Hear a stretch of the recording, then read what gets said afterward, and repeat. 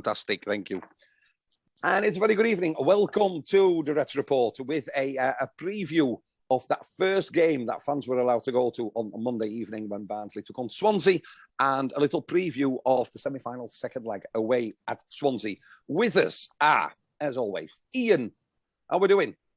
Very well, thank you. Yeah, Ian and myself watched it on Sky like we have been doing all season long.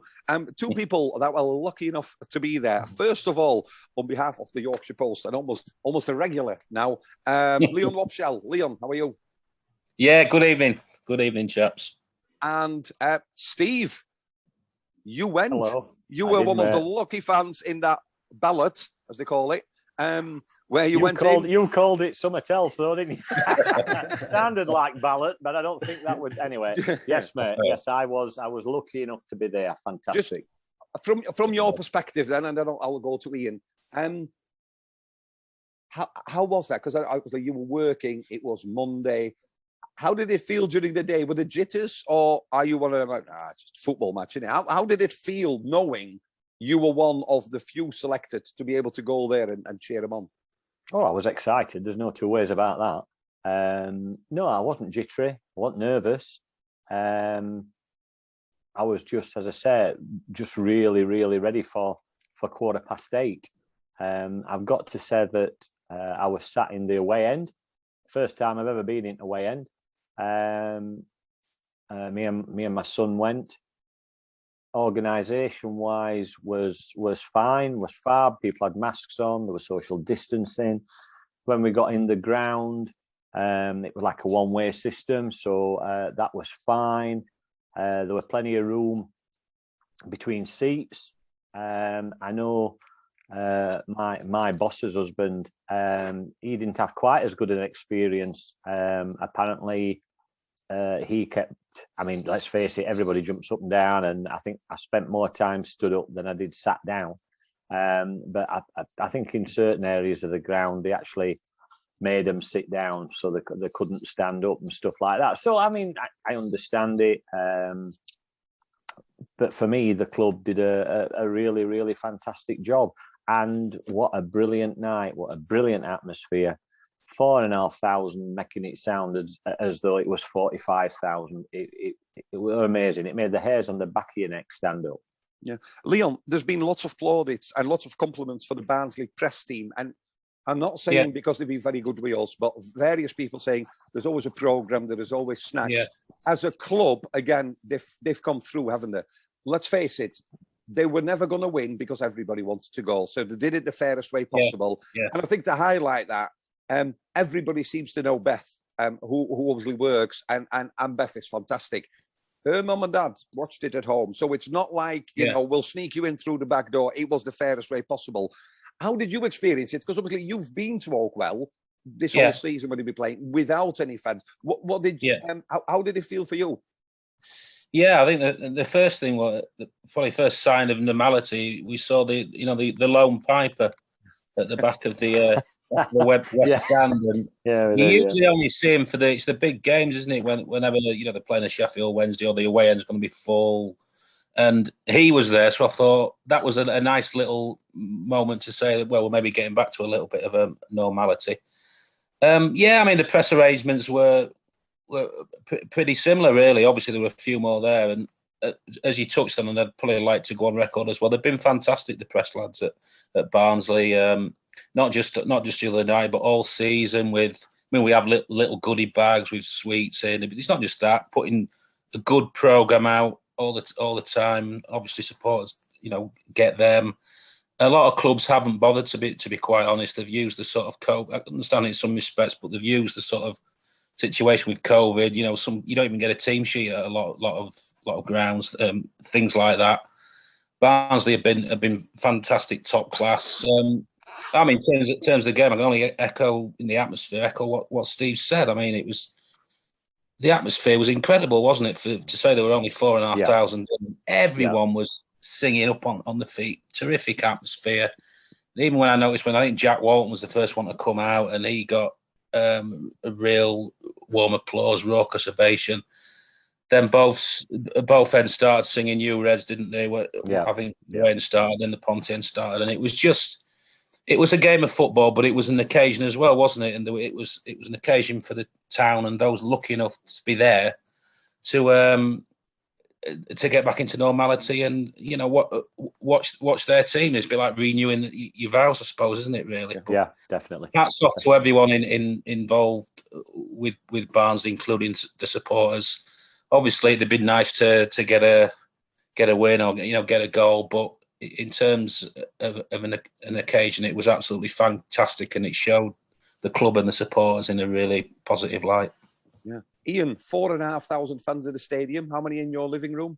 Yeah, there was the three of us. I got both me. My youngest, my eldest lives away, so I picked him up. Three of us glued to the telly. Even the missus was jumping up and down in the last 20 minutes, and she said she wasn't going to watch it. But yeah, I echo what everybody else has said. I think pre-match goosebumps when I was going on Twitter and looking at some of the videos of the clips of the players coming out and the noise. They're very apt that 4,500 sounded like 45,000. And Leon posted a picture of the West Stand from the outside. It was like, oh, there's the old girl kind of thing. And you're like, oh, it's like that first Saturday of a season, isn't it? You've done pre-season, you've had the summer away, and it's like, right, new season, goosebumps again. And it really come across on the TV screens and of how good it was, how good it must have been in the ground. Did it feel different for you? Because it did to me. This time I did feel I missed out, like on the atmosphere and just being part of that. And it's almost, I love Steve to bits, but there's a bit of jealousy almost, isn't it? Like, you know what I mean? A mate of mine, he messaged me and said, oh, I've got a golden ticket and I'll be going. And then he sent me a picture of a couple of them in the pub and he said, oh, having a couple of sherbets before the game. That's not a mate, is it? I know. And then he's like, sends me a picture of the players warming up and he's in the East Stand and I was just like, and he said, flipping heck, he said, I've forgotten how hard it was to get up some of them steps. He says, I nearly died climbing up those steps. But what a way to have gone, he said. But yeah, it just really... I found it difficult watching football, although there's been more of it available on the telly during COVID. I found it hard sometimes to really the intensity and watch a game. Sometimes my attention sometimes drift as good as the season has been.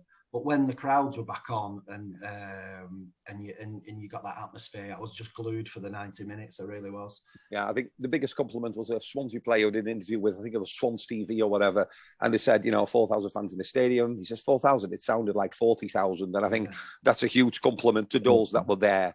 I think it's very easy, it's very cheap to send a photo of some poor young lass in the West End with a baby next to her, saying, I could have had that seat.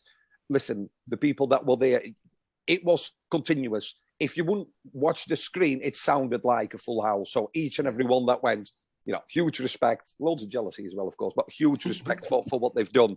The match itself then, line-up-wise, Steve, any surprises? I don't think there was there? It seemed pretty much what he started with when he's got his full complement of players. So no, not for me. I think it was. I expect what we thought he would pick. Yeah. Leon, first half. I think it was. Do you feel the fans had I can't say negative effect because I don't want it to sound negative, but do you think the players needed adjusting a little bit to the fact that that noise was there and the atmosphere was a bit different than what they've had all season? Yeah, definitely. I mean, I suppose there was a few schools of thought. Well, maybe it could have been a good time to be a home team. You've got all that support behind you, can really rip into the opposition from the start. But I think probably the opposite happened in some respects early on. That you've got to put yourself in the sort of situation of the players, and as much as it can be inspiring, it can be really draining as well, can't it? And they went out, and there was understandably there was a bit of a euphoric mood, and I suppose it is inspiring. It can drain a bit of your energy. You're so pent up and wound up, and then you've got the fans in as well, and you can see it in sort of cup finals, can't you? Where some teams struggle to get used to it early on, and it had a bit of that element to it, a bit of a even though it wasn't a cup final, really huge, big game in a lot of the players' careers. It definitely, for me, it took Barnsley a good, half hour or so to sort of get used to it. It was real sort of 100 mile an hour stuff, loads of effort and energy, but just they were a little bit like coil springs, weren't they? And it took to half time, and they probably settled down a little bit more after the goal, maybe in some respects, and it was a lot more like him in the second half, wasn't it? Obviously with a very timely substitution as well, bringing on Morris. Yeah. There was a lot of talk about people saying, I want to see Ismail, I want to say DK. I read a tweet, your memory is better than mine. I believe this was only the second time Callum's style started with fans in a stadium. So that shows you how long. Yeah. That makes it, because we all talk about DK that arrived in January. But actually, Callum Styles is a household name for us, isn't he? He's been in and around that team for quite some time. That's his second start with fans. So that shows you really how long it's been. I think there were 5 or 6, weren't they? I don't think Ramal Palmer had ever played at it in front of. No, I don't think so. No, he hadn't. No, he hadn't. Callum Britton. Yeah. It's a huge thing, isn't it? Yeah. It is. Ian, how did you? My wife told my 17-year-old daughter, "You're better off leaving your dad alone till this is finished," because he seems a bit irritable. Which is very open and honest, because normally she says it's completely different. Steve knows her well. How did you experience that first half? Because it at times I felt it was a danger of, the Wickham at home, where teams made it almost like matched us, and we never really got into that stride. Yeah. And the first half, at one point, felt like it could almost like pass us by. You know what I mean? How did you feel that first half? I think frantic was the word. Yeah. I think and it's a good thing, because Barnsley play with such energy, but it needed somebody to just have a bit of composure and put the foot on the ball. And I think where I think you've got to give Swansea credit, they were definitely up for the fight. The 2 centre-halves were definitely up for a fight with DK. Yeah. And I think, and I really don't want to bash him. I don't want to have a critical, but I think in the second leg, he got wrapped up in taking on these centre-halves, which is what his game's all about. And it's been brilliant, but the ref fell for it every time, and it just broke the play up, and it became very frustrating. So it was frantic, but then it got very frustrating. And I think it just needs a little bit of cooler heads to say, just play your game, and because they'll just want to wind him up, get him on a yellow, get him kicking the ground. And I just felt that first time. And I think you're right, after about 35 minutes, it settled down a little bit. And I don't know what was said at halftime, but they looked a different team second half. And I know that the substitution made a difference as well in Morris. But yeah, it was a little bit frustrating, but I don't want to bash him too much. I just think it just needed somebody to just put the foot on the ball and go, lads, just some of the final ball or the ball over the top, when they had like 4 or 5 breaking fast, just overhit it or things like that. Just needed a cooler head. But look, I don't want to bash him too much. No, not at all. We've spoke about this before, Steve, me and you. Ismail said himself, we didn't really stick to the plan. It was like a ball forward to get it out of our area rather than the start of something. And especially first half, midfield was sort of bypassed, which makes it hard, because when you've got somebody like Mowat who potentially could pull the strings and play that pass, a bit bypassed. It was built up like the battle between sort of Horan and Alex Mowat, and it was, again, I'm not in the business of criticising, but I think it was a match where we've seen Mowat play better and more influential than we did. Is that because Swansea's game plan, or was it just an off day for Alex Mowat? Very diplomatic. I've got to say, you were very diplomatic there. I put a tweet on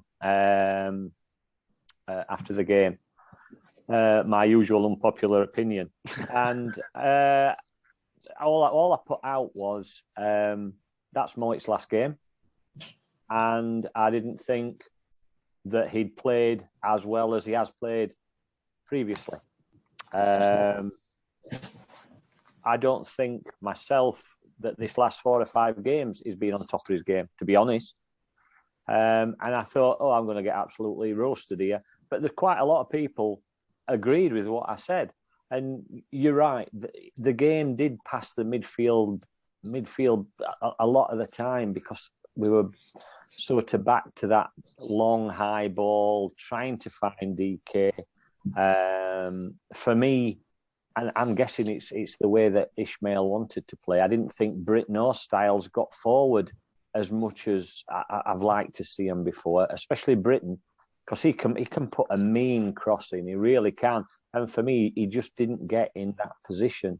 I thought Ramal Palmer played quite well. He broke a lot of play up.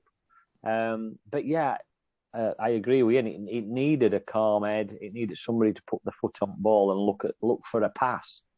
And for me, it's usually is Moy. That left footer is fantastic. But I don't know. Was his head turned a few months ago? Is he just playing his contract out? I might be wrong. I might be completely way off base. But for me, for second leg, he's got to show a bit more. He really has. It is interesting, isn't it? Because the club over the last couple of years have learned from, or not learned, they've adapted the model that they're working to. So initially it was like nobody over 27, but actually Solbauer was really good. He was a positive influence. Yeah. The education of especially Anderson, to me, I feel that is largely attributed to the fact that Solbauer was there, like a mentor on the pitch almost. So he's 30, so he can stay. If players in the last 6 months of their contract don't accept a new contract, then we're going to let them go because we need to make money. But actually, Mowat is so influential. So, but I suppose because he's not signed anything yet, it might well depend on what division we're in. I don't know if that affects him. And like I say, I don't want to criticise because I think largely certain matches this season where we could have had 1 point, we ended up with 3, or where we would have had none, we've ended up with 1. So he's a match winner anyway, but he's been more visible and more effective in matches than what he was. The second half, we don't know. We never know what is said, but what we do know is that he immediately introduced Carlton Morris, and that changed the game plan somewhat, didn't it, Leon? Because Morris is more that sort of forward that picks it up a little bit deeper and likes to run at the defence and put them under pressure. If you talk about a game of 2 halves, which everybody always says, this was one because Barnsley were unrecognisable them first 10, 15 minutes in the second half. The feeling in the state, you could notice it because the fans got louder again as well. Were you like me thinking, well, any moment now, it's going to go in, isn't it? But no matter what they tried, was that the chances we created, or was it purely to the fact that actually their goalkeeper had the game of the lives between the sticks? Yeah, I mean, really, you sort of look at that Britain chance again. I mean, if he's not scored has he since he's come to Barnsley, and he'll never get a better chance from that. It was a good save, but he probably really should have stuck it away. I memean, I thought it sort of with DK and Morris, it just looked better, didn't it? I mean, the 2 centre halves did play very well. Cabango and the lad from Chelsea, and they were winding up DK. And at one point, I actually thought DK was gonna get certainly get a booking in the first half. There was a few little niggly things, and you could see he was emotionally trying to G up the crowd once or twice. But when Morris came on, with 2 of them there, they sort of put them on the back foot a lot more. And Barnsley looked like they got the mojo back, didn't they, a little bit? And I mean, you just got to say that it was an in-character performance in the second half, wasn't it? Yeah. It showed a lot of the good aspects that we've sort of grown used to with Barnsley. And you would have thought that, I know he does like to bring Morris on, from the bench, but you would have probably thought that the front three will pick itself on Saturday. But I suppose you never know with Ismail, do you? No. Morris obviously extremely influential, and like Leon says, Ian, you would if you're a better and bet your mortgage that he would start because we need that early goal. We can't afford almost to wait for the second half. Valerian Ismail said it's half time, so this is basically a 118-minute match. I feel more confident now than I did before kickoff on Monday. How are you? Because I actually think those 3,000 Swansea fans will be exactly like the Barnsley fans, and good on them. They can be there, they can support the team. There's no better, because the expectation is on Swansea, there's no better to stick one in the 7th or 8th minute and just pipe them down a little bit. So actually having those fans could work to Barnsley's advantage, couldn't it, on Saturday? Absolutely. If they, what do Swansea do? Do they stick or do they twist? What do they do? Do they sit back and pick Barnsley off on the counter? Do they go full pelt first 20 minutes, get a second goal, and then control the pace of the game. But then that leaves them open to a counter off Barnsley. And I think Barnsley have got to play on that. And I just think they've got to. It could work into the Reds' favour, because as partisan as those fans might be, they will get very nervy if Barnsley stick that first goal in, and like I say, it could really change. I think, but nothing changes with Barnsley. They had to get a result in Wales, whatever. They were never going to win 3 or 4-0 the other night, and they got the tie be nearly over. They still had to realistically get a result, whether that be a draw or get something in Wales, and they have to still do that. So has anything changed? You might as well just go out and play your game. It's how Swansea deal with it now, I think. Yeah, and people will say, oh, but Steve Barnsley, fans, and maybe they got a bit quieter. But I think there was never any expectation throughout the season of Barnsley to get to the playoffs. So I liken it a little bit to that Premier League season when we played Chelsea. Nobody, Sunday afternoon, we were live on Sky or whatever it was. We were losing 5-0 and 20,000 people thinking we're going to win 6-5 kind of thing, because there was no expectation on us doing anything. And No. when you drove home on Monday night, was it like, that's it, we'll not do it? Or were you actually thinking, looking at that second half and the impact Morris had, and not only the impact he had, but the difficulty Swansea had dealing with that, we're not out of this, are we? No, not at all. It's right what Val said. It's only half time. And I agree again with Ian. We've got to go down there. We've always had to go down to Swansea and get something. Obviously, it's got to be a win now. But the thing I possibly disagree with the guys is, I'd be very surprised if he did go with DK. I think he might bring Morris in at the expense of, because the reason I said that is the Swansea centre halves played a fantastic game. Completely ate them, but they played a brilliant game. They had DK all ends up. They sold referee numerous hooks that he bit. I thought referee at times was disappointing. Some of the stuff that he was giving, it was as though a Swansea player, you could blow on them, they fell over. They were made out of paper. You could have blown on them, they all fell over. So I'm just wondering, because it is half time, it's only 1-0. Will he start with DK and Morris and Woodrow? You'd think Woodrow's nailed on anyway, but would he perhaps start with Morris? Maybe go with Freezer, maybe go with Chaplin, maybe go for a completely different style of play, as in, let's not. Well, he'll probably still hammer it up to kid who's 4'2", but at least with Chaplin, he can be a little bit tricky. All right, I've never been his biggest fan, but in this sort of game where you want somebody low centre of gravity, can turn them in and out, be a bit tricky on ball, does he go down that route and try something different? Because up to now, in the past 3 games that we've played against Swansea, we haven't scored a goal. And, is it time for maybe roll that dice and play something a little bit different? Yeah. Was it press conference today, Leon? Or is it tomorrow? It was today, yeah. And any news regarding injuries or anything he had to...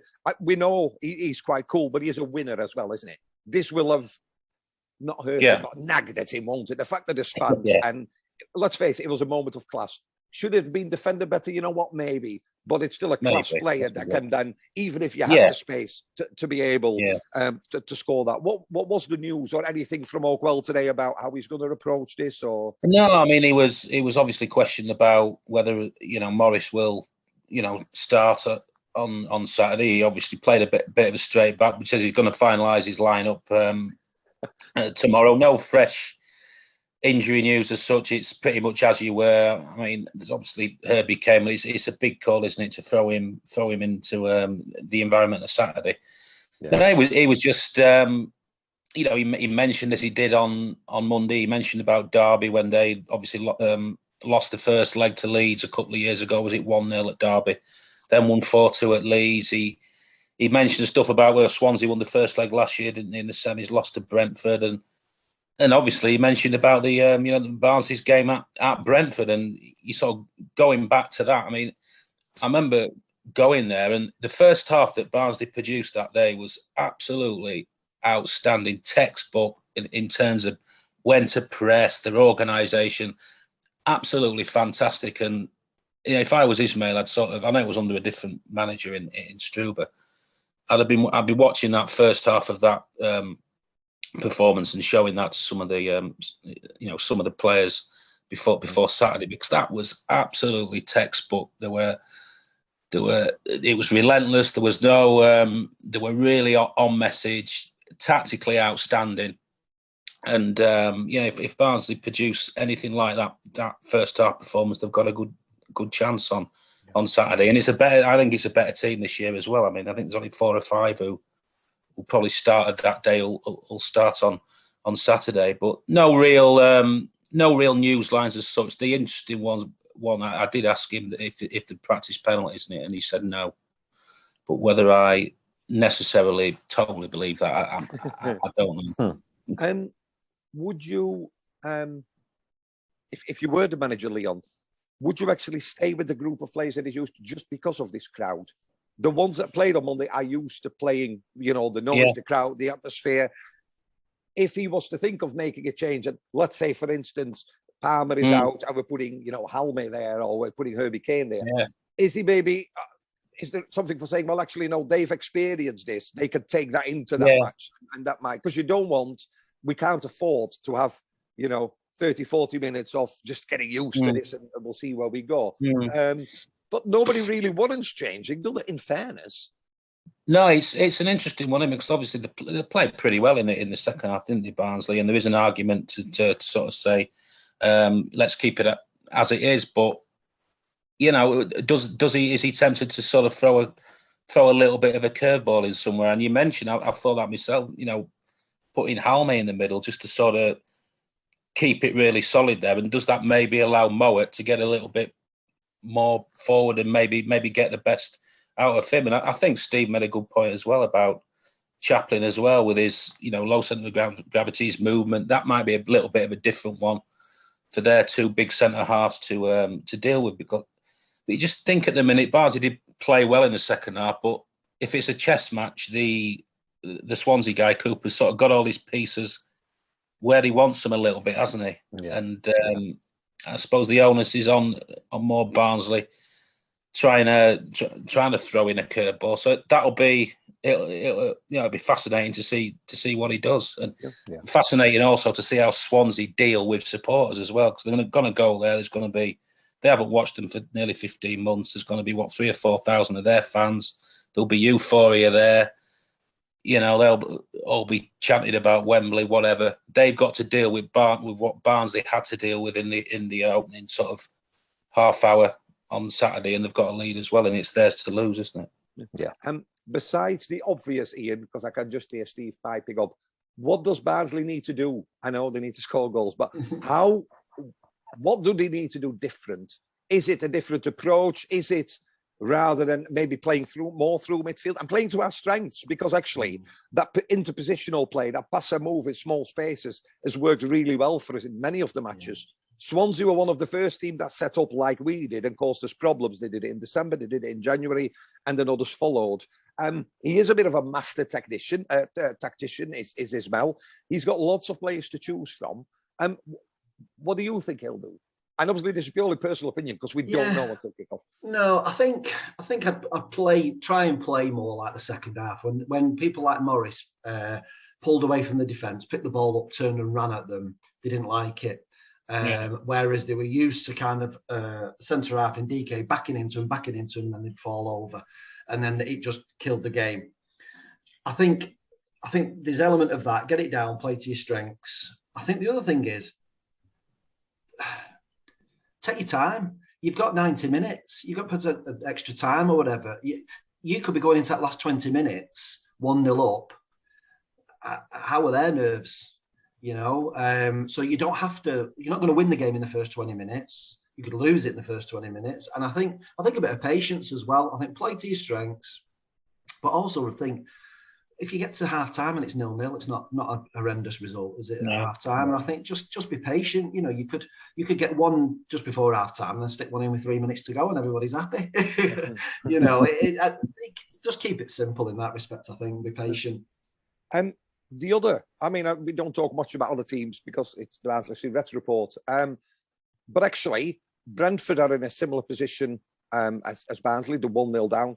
I've said before, and this is purely personal, I honestly think both teams that are losing at the moment will ultimately go through. I think you can use that reverse psychology of, you know, you think you're ahead, but Barnsley can play with no fear, which they've done all season, and it served them really well. I think maybe some jitters because of the occasion, jitters because of the fans. That's theirs now, isn't it, to deal with? So, Steve, I'll put you on the block then. What changes would you play, and how do you see it going? Sorry, I don't mean the weather. I don't. No, I thought you were going to give me 5 words that describe Andre Ayew's left foot like you did last week. Obviously, we're not for that one.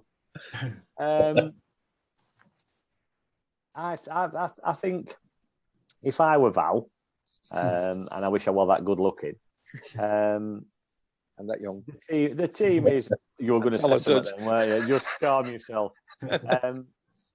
Team would be pretty much as is. I personally would probably leave DK on bench and bring in Chaplin, Morris, and actually try and get the ball more on the floor. I think it's too soon for Herbie Kane coming back from injury and to throw him in on a game like this. No. I like Ramal Palmer. For me, he's done nothing wrong. He really does break play up. Keeps it solid as well. Do you play Palmer and Almy? Ooh, that's a dicey one, isn't it? Do you ever drop Moit? No, he's never going to drop Moit, let's be honest. No. So no, it's going to be very much a similar team. But yeah, I think we need to make there needs to be a surprise. There needs to be something that makes them centre halves or makes all the Swansea players just think, well, hold on a minute. We've played them 3 times. They've never scored. We've won all 3 games. What are they doing? Why are they doing that? Why? Just something that throws that little bit of a spice it makes. Totally and I think, you know, if we did happen to score first 1-0, they'll be shitting themselves. I'm sorry, but they will. They will be absolutely frightened to death. In front of their own fans. 3,000 fans will still make a lot of noise, but they'll be on at them. Because I'm not being funny. You look at other teams. You look at Bournemouth. They've got millions and millions of pounds worth of players on that field. We've not. Brentford, all right, they've spent a little bit of money, but they're nowhere near in the same league as your Bournemouth. Swansea's obviously got Premiership players as well. So yeah, I think they will feel the pressure because, I mean, look at Sunderland. You know, they'll be making another season 3 after stopping First Division, won't they? There's no guarantee that they're going to get a win. There's no guarantee that they go up, but they need it to be able to sustain that level of attracting 15, 20 million pound players. Because let's face it, somebody like Ayew, is he going to want to spend another season in Championship? Is Conor Urrain going to want to stay there if they're still in Championship?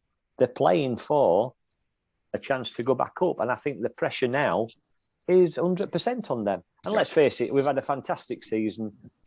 We never expected being here. And I think we've got to remember last Monday's game, Saturday's game, whatever happens, it's all been a bonus. It's all been it's been magical at times.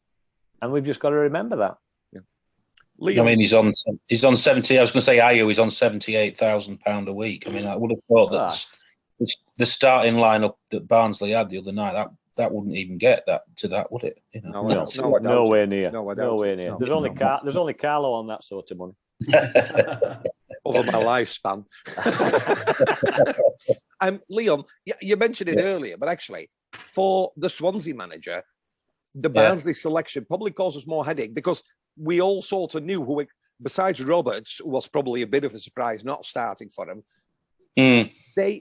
if they were to go a goal down, it's very hard for them to change, really. I know they can change it at the back with either the 3 or the 5 or however they want to play. When you look for positives, I think our strength in depth, I can't remember Ismail losing 2 matches in a row. Now, I've said this before. I don't know if it's right or not, but definitely since sort of January, I can't ever remember Barnsley losing 2 matches in a row. Yeah.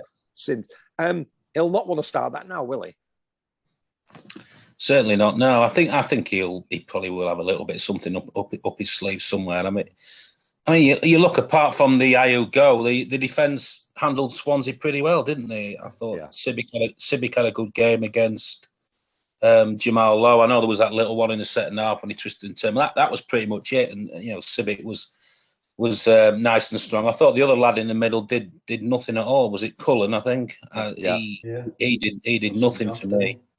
Yeah, and I think they'll, probably a personal opinion, I think they'll play Roberts against Barnsley. I mean, he's one of the top, sort of whether a wing back or a right back, very good going forward. Part of me thought, well, he's played Norton for the experience on Monday, which I can sort of get, and he did okay. Obviously, set up the goal as well. I think he's kept Roberts in reserve for this one. But no, I mean they've still got a terrific chance of Barnsley. You look at not just Brentford last season. They went to Brentford in February.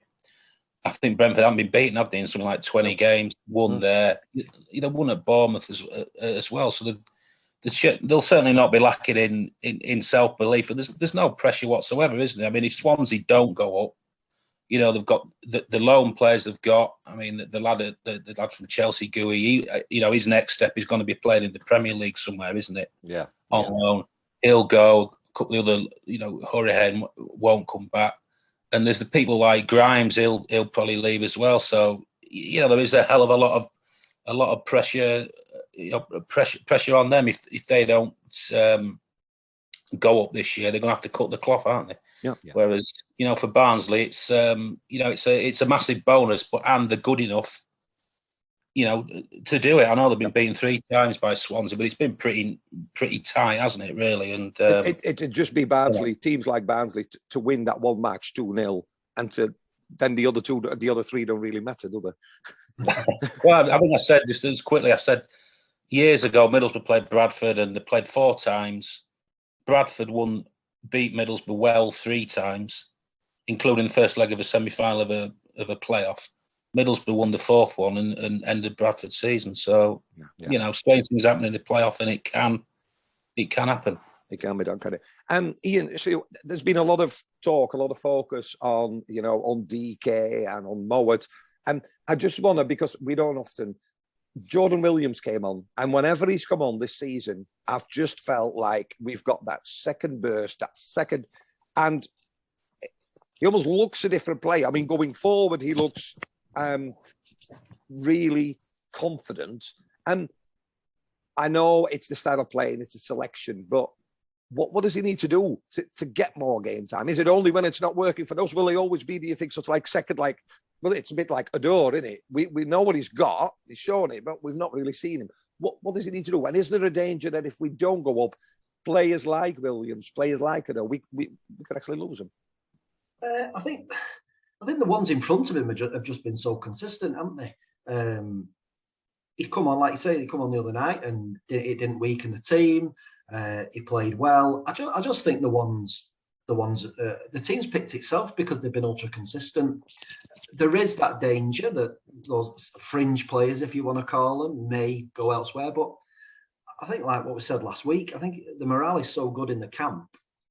I think there's as long as they keep most of them together and the manager together, I think most people most of them players will be quite happy to stay again, even if they only played 20 games next season or something. Yeah. So yeah, I just think that it's not about what they're doing; it's just the lads in front of them are just picking themselves. Yeah. We've seen the retain list, which we'll talk about another time. I thought it was classy. They're keeping everybody on and letting a few of the under 23 goals, and a special mention. I thought, again, and love him or hate it, Patrick Schmidt, full Barnsley kit on, watching the playoffs whilst in Austria. And I think that tells you something about the team, actually. I mean, we know he wanted first team football, and he was never going to be in front of Woodrow or even for Steve Chaplin, Adebayo, Freezer. But he's still. I think it was just a nice touch that to show I'm still, still part of this team. Whatever happens on Saturday, I think it's been a season that we'll remember for a long time. Some for the right reasons, and for the football that we played, and the fact that, besides Leon and Steve, we never got to see, except for some neutral Sky coverage. Thank you all very, very, very much. I've got this sneaky feeling, that our season is not over. But if it is, I don't think anybody should point a finger at anyone of why we didn't. Yeah. Because what this team, club has done in the circumstances they've had to work with, I don't think any other club would have been able to do so. So nobody's travelling to Swansea, but if you're watching on TV, don't point fingers, be more Val.